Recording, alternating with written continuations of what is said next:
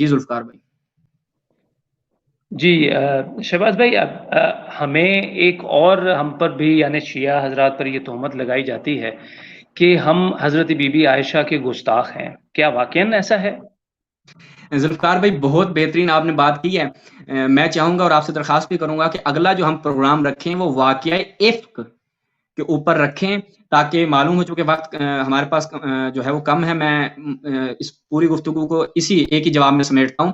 جو آپ نے کہا کہ ہمارے حوالے سے یہ تہمت لگائی جاتی ہے کہ ہم حضرت عائشہ کے گستاخ ہیں، تو انشاءاللہ ہم اس پہ ایک تفصیلی پروگرام کریں گے، چونکہ یہ تفصیل طلب موضوع ہے. لیکن میں فقط دو عبارتیں، ایک شیعہ محدث کی اور ایک اہل سنت کتاب سے، روح المعانی آلوسی کی کتاب ہے. یہ ناظرین جو ہے وہ مراجعہ کر سکتے ہیں. میں اس کا ریفرنس جو ہے وہ آپ کی خدمت میں عرض کر دیتا ہوں اور عبارت بھی پڑھ دیتا ہوں.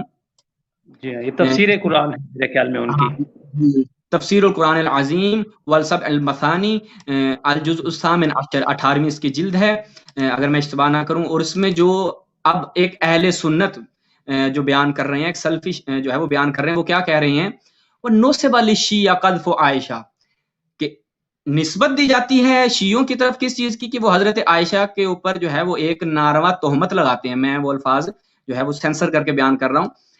عائشہ رضی اللہ تعالی عنہا، ان کے حوالے سے یہ نسبت دیتے ہیں تشیع، جبکہ یہ جو نسبت تشیع کی طرف دی جاتی ہے کہ وہ حضرت عائشہ کے اوپر ایک ناروا تہمت لگاتے ہیں.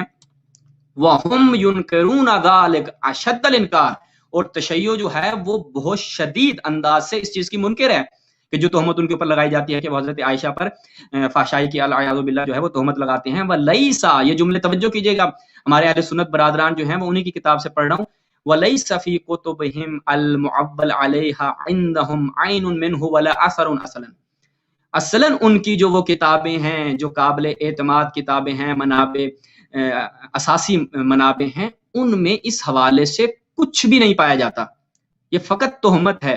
یعنی تشیع پہ جو مختلف تہمتیں لگائی جاتی ہیں، ایک ذوالفقار بھی بڑی مزاحیہ تہمت ہے، وہ لگائی جاتی ہے کہ ہم شیعہ یہ قائل ہیں کہ جبریل جو ہے وہ غلطی سے نبوت رسول اللہ پہ لے کر آ گئے، جبکہ ان کو مولا کائنات پہ لے کے آنی چاہیے تھی. یہ بھی ایک تہمت ہے. اسی انداز سے یہ تہمت ہے کہ جس کو خود اہل سنت عالم دین نے اعتراف کیا ہے کہ تشیع پہ فقط یہ تہمت لگائی جاتی ہے، جبکہ تشیع کی اہم جو کتابیں ہیں ان میں یہ ہے نہیں، بالکل نہیں ہے. اب شیخ طوسی علیہ رحمہ اپنی تفسیر التبیان میں جو انہوں نے بالکل اس قصے کو جو ہے وہ جڑ سے اکھیڑ دیا، انہوں نے کیا فرمایا؟ وہ فرماتے ہیں جی اگر میں عبارت نکال رہا ہوں، ہاں، فمن نسب احدا من زوجات النبی الی الزنا، کہ اگر کوئی شخص بھی نسبت دیتا ہے رسول اللہ کی زوجات کی طرف کس چیز کی؟ زنا کی نسبت دیتا ہے، فقد اخطا خطا عظیما، وہ بہت بڑی خطا پر ہے.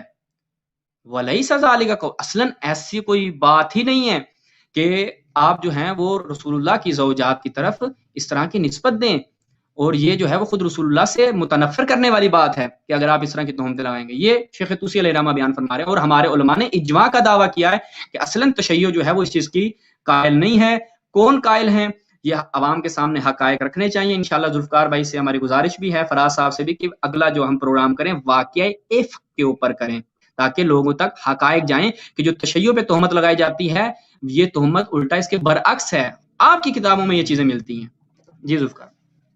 جی شہباز بھائی، میرے خیال میں دو سوال رہتے ہیں. ہم واقعہ جو افک ہے اس کو ہم چھوڑ دیتے ہیں، انشاءاللہ اس پر واقعاً ہم ایک پروگرام کریں گے تاکہ جو ہے وہ حقائق لوگوں کے سامنے آئیں. تو ہم اس کو آج اسکپ کر لیتے ہیں.